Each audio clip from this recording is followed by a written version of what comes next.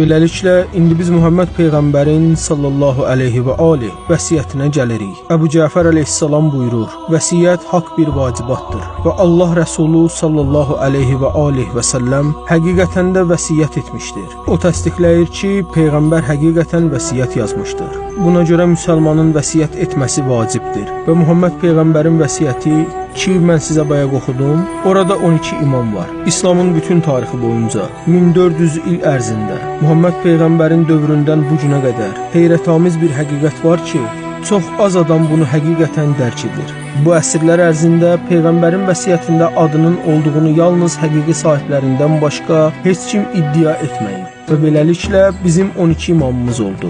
Başlayırıq İmam Əli ilə. Sonra kim? İmam Həsən. Daha sonra kim? İmam Hüseyin. Sonra kim? İmam Zeynəl Abidin. Sonra kim?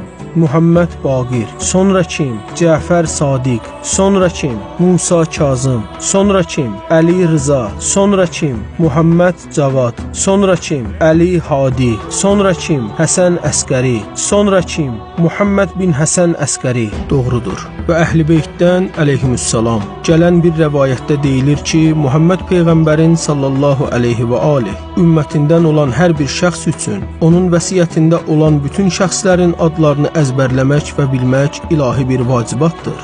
Amma əvvəlki vəsiyyətlərdəki şəxslərin adlarını bilmək məcburiyyəti yoxdur.